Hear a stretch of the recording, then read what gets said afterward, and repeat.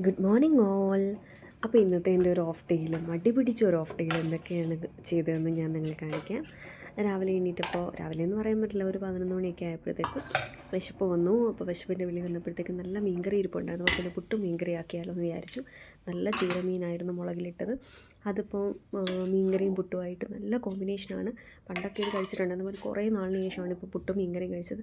നല്ല രുചിയുണ്ടായിരുന്നു. അങ്ങനെ ആസ്വദിച്ച് പുട്ടും മീൻകറിയൊക്കെ കഴിച്ചിട്ട്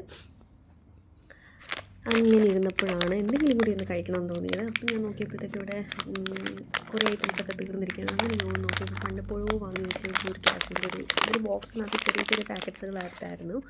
അതിലൊരു പാക്കറ്റ്സ് എടുത്ത് ഞാനിങ്ങനെ കഴിച്ചു. എന്തായാലും നല്ലതായിരുന്നു, കുഴപ്പമൊന്നുമില്ലായിരുന്നു. കുറേ നാളിന് ശേഷം ഇരുന്ന് ലാസ്റ്റ് പാക്കറ്റ് എങ്ങാണ്ടാന്ന് തോന്നുന്നു. അതിരുന്ന് കഴിച്ചപ്പം ഒരാശ്വാസമായി. വിശപ്പിൻ്റെ ആ ഒരു ആശ്വാസം ഫീൽ ചെയ്തു. പിന്നെ ഞാൻ നോക്കിയപ്പോഴത്തേക്ക് റൂമെല്ലാം അലങ്കോലമായിട്ട് കിടക്കുന്നു. നിങ്ങൾക്ക് കാണാം, ഞാനിങ്ങനെ ഉരുണ്ട് മറിഞ്ഞ് കിടന്ന ബെഡ്ഷീറ്റെല്ലാം മേക്കോ എന്ന് പറഞ്ഞ് കിടക്കായിരുന്നു. അപ്പോൾ പിന്നെ ഞാൻ വിചാരിച്ചു അതെല്ലാം ഒന്ന് അടക്കി പെറുക്കി കുടഞ്ഞ് വിരിച്ച് വെക്കാമെന്ന്.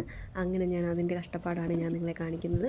അതെല്ലാം കുടഞ്ഞ് വിരിച്ച് വെച്ചപ്പോഴാണ് ഞാൻ കരുതിയത് മേളിൽ തുണി എല്ലാം കൂടെ മടക്കി വെക്കാനായിട്ട് കഴുകിയിട്ടതെല്ലാം കിടപ്പുണ്ട്, അതെല്ലാം മടക്കി വെക്കണം. അതെല്ലാം എടുത്തുകൊണ്ട് വന്ന് ഷടപടയെന്ന് പറഞ്ഞുകൊണ്ട് മടക്കി വെക്കണം. അപ്പോൾ ഇത്രയേ ഉള്ളൂ. ബായ്.